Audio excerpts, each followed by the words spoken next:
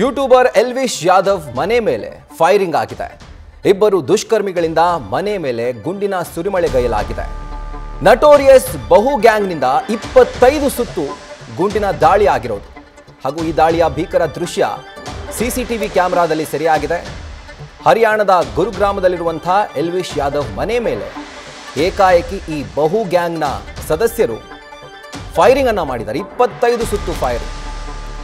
ಜೂಜಾಟ ಪ್ರಚಾರ ಮಾಡಿದಕ್ಕಾಗಿ ಬಹು ಗ್ಯಾಂಗ್ ದಾಳಿ ಮಾಡಿದೆ ಅನ್ನುವಂಥದ್ದನ್ನ ಖುದ್ದಾಗಿ ಆ ಗ್ಯಾಂಗೇ ಒಪ್ಕೊಂಡಿದೆ. ಇದರ ಹೊಣೆಗಾರಿಕೆಯನ್ನ ಆ ಗ್ಯಾಂಗ್ ತೆಗೆದುಕೊಂಡಿದೆ. ಇನ್ನು ಈ ದಾಳಿ ವೇಳೆ ಎಲ್ವಿಶ್ ಯಾದವ್ ಮನೆಯಲ್ಲಿ ಇರಲಿಲ್ಲ, ಹೀಗಾಗಿ ಅವರು ಬಚಾವಾಗಿದ್ದಾರೆ.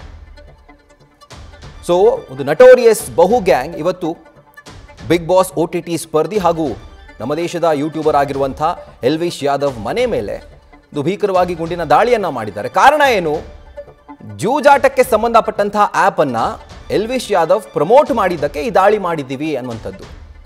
ಸೊ ಉತ್ತರ ಭಾರತದ ಭಾಗದಲ್ಲಿ ಯಾವ ರೀತಿ ಇದೆ ಅಂತಂದ್ರೆ, ಈ ರೀತಿಯಾಗಿ ಏನಾದರೂ ಅದು ನೈತಿಕ ಅಲ್ಲ ಅಂತ ಅನ್ಸಿದ್ರೆ ಕಾನೂನನ್ನ ಅವರ ಕೈಗೆ ತೆಗೆದುಕೊಂಡು ದಾಳಿ ಮಾಡುವಂತಹ ಸಂಸ್ಕೃತಿ ಇದೆಯಲ್ಲ, ಎಸ್ಪೆಷಲಿ ಈ under world gang, so called under world gang. So ಅವರುಗಳು ಈ ರೀತಿಯಾದಂತಹ ಒಂದು ಫ್ಯಾಷನ್ನ ಹುಟ್ಟು ಹಾಕ್ಬಿಟ್ಟಿದ್ದಾರೆ. ನಾವು ಅದನ್ನ ಬಿಷ್ಣಾಯ್ ಗ್ಯಾಂಗ್ ಅಲ್ಲಿ ನೋಡಬಹುದು, ಈಗ ಈ ಬಹು ಗ್ಯಾಂಗ್ ಕೂಡ ಇದೆ.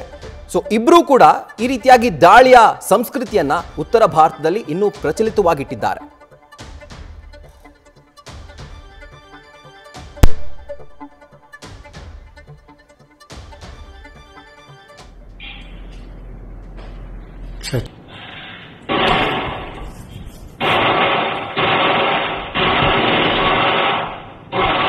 इसमें आवाज नहीं है सर, इसमें आवाज नहीं है सर, इसमें आवाज नहीं है। किसने बनाई है? मैंने जो बनाई है।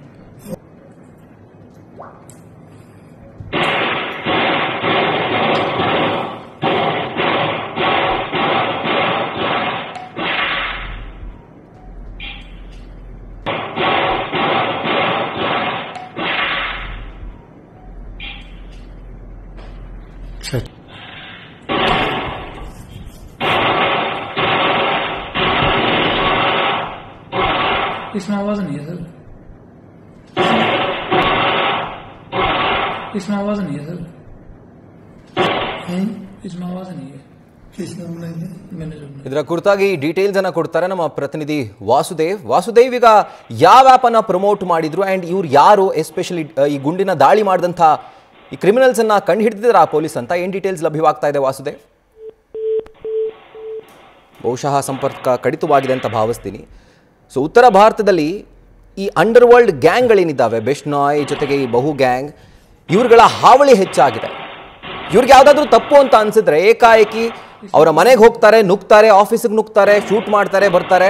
ಸೊ ಇದೇ ಥರದ್ದು ಒಂದು ಇನ್ಸಿಡೆಂಟ್ ಕೆನಡಾದಲ್ಲೂ ಕೂಡ ನಡೆದಿತ್ತು. ಕಪಿಲ್ ಶರ್ಮಾ ಅವರ ಕೆಫೆ ಮೇಲೆ ಖಲಿಸ್ತಾನಿ ಉಗ್ರರು ಗುಂಡಿನ ದಾಳಿಯನ್ನ ಮಾಡಿದ್ರು.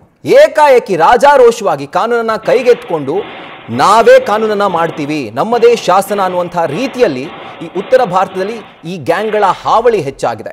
ಸೊ ಅದರ ಮತ್ತೊಂದು ಮುಂದುವರೆದ ಭಾಗ ಈಗ ನಾವು ನೋಡ್ತಾ ಇದ್ದೀವಿ. ಖ್ಯಾತ ಯೂಟ್ಯೂಬರ್ ಎಲ್ವಿಶ್ ಯಾದವ್ ಅವರ ಮನೆ ಮೇಲೆ ಬಹು ಗ್ಯಾಂಗ್ನ ಸದಸ್ಯರು ಏಕಾಏಕಿ ಬಂದು 25 ಸುತ್ತಿನ ಗುಂಡಿನ ದಾಳಿಯನ್ನ ನಡೆಸ್ತಾರೆ. ಯಾವ ರೀತಿ ಅಂತಂದ್ರೆ ಯಾವುದೇ ಭಯ ಇಲ್ಲ ನೋಡಿ, ಒಂದು ಚೂರು ಅಂಜಿಕೆ ಇಲ್ಲ. CCTV ವಿಜುವಲ್ಸ್ ನೋಡ್ತಾ ಇದ್ದೀವಿ, ಭಯ ಇಲ್ಲ, ಅಂಜಿಕೆ ಇಲ್ಲ.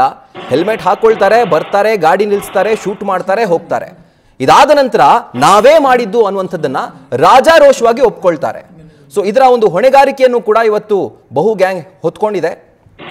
ಯಾದ ಕಾರಣಕ್ಕಾಗಿ? ಜೂಜಾಟದ ಒಂದು ಆ್ಯಪ್ ಅನ್ನ ಪ್ರಮೋಟ್ ಮಾಡಿದ್ದಕ್ಕಾಗಿ ನಾವು ಈ ದಾಳಿಯನ್ನ ಮಾಡಿದ್ದೀವಿ ಅನ್ನುವಂಥದ್ದ ಒಂದು ಮಾತನ್ನ ಇವರು ಹೇಳ್ತಿದ್ದಾರೆ. ಆದರೆ ಎಷ್ಟು ಈಸಿಯಾಗಿ ಇವರು ಕಾನೂನನ್ನ ಕೈಗೆತ್ಕೊಂಡು ಈ ರೀತಿಯಾಗಿ ಕಂಡವ್ರ ಮೇಲೆ ಗುಂಡಿನ ದಾಳಿಯನ್ನ ಮಾಡ್ತಾರೆ ನೋಡಿ. ಸೊ ಮತ್ತೊಂದು ಕಡೆ ನೀವು ನೋಡ್ತಾ ಇದ್ದೀರಿ, 25 ಸುತ್ತಿನ ಗುಂಡಿನ ದಾಳಿ ಏನಾಗಿತ್ತಲ್ಲ, ಅದರ ಪ್ರೂಫ್ ಅದು. ಮನೆಯ ಕಿಟಕಿ, ಬಾಗಿಲು ಎಲ್ಲದರ ಮೇಲೆ ಗುಂಡು ಹೋಗಿದೆ, ಬುಲೆಟ್ ಹೋಗಿದೆ. ಅದನ್ನು ಕೂಡ ಗಮನಿಸಬಹುದು. ಆ್ಯಂಡ್ ಅದೃಷ್ಟವಶಾತ್ ಎಲ್ವಿಶ್ ಯಾದವ್ ಮನೇಲಿ ಇರಲಿಲ್ಲ ಈ ಗುಂಡಿನ ದಾಳಿ ಆದಂಥ ಟೈಮ್ನಲ್ಲಿ. ಅವರು ಮನೇಲಿ ಇಲ್ಲದೇ ಇದ್ದಿದ್ದರ ಕಾರಣ ಅವರಿಗೆ ಎಸ್ಕೇಪ್ ಆಗಿದ್ದಾರೆ. ಇಲ್ಲಾಂದಿದ್ರೆ ಬಹುಶಃ ಒಂದು ದೊಡ್ಡ ದುರಂತವೇ ನಡೆದು ಹೋಗ್ತಾ ಇತ್ತು. ನೋಡಿ ಎಂಥ ಕ್ಷುಲ್ಲಕ ಕಾರಣ.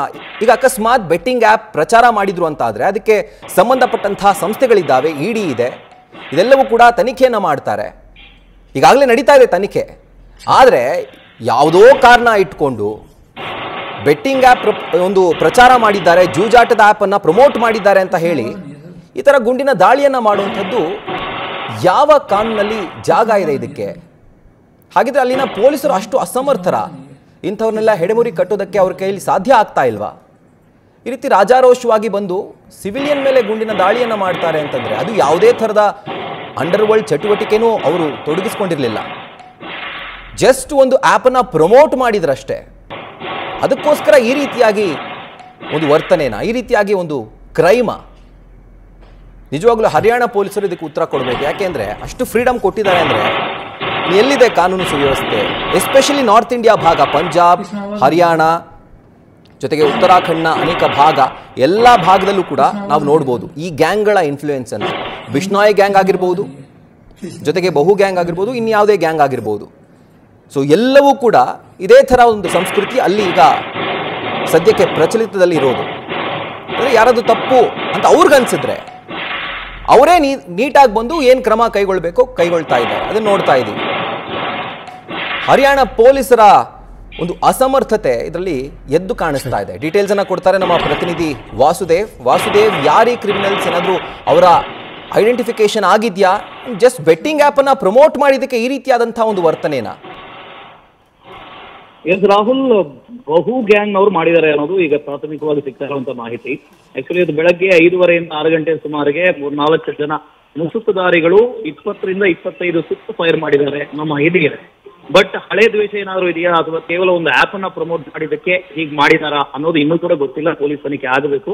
ಯಾಕಂದ್ರೆ ಅಷ್ಟು ಜನ ಇನ್ನೂ ಸಿಕ್ಕಾಕೊಂಡಿಲ್ಲ. 3-4 ಜನ ಏನೋ ಮುಸುಕುದಾರಿಗಳು ಅಂತ ಹೇಳ್ತಿದ್ವಲ್ಲ, ಅವ್ರು ಇನ್ನೂ ಪೊಲೀಸರಿಗೆ ಸಿಕ್ಕಿಲ್ಲ. But CCTV ಕ್ಯಾಮ್ರಾಗಳು ಸಿಕ್ಕಿದಾವೆ.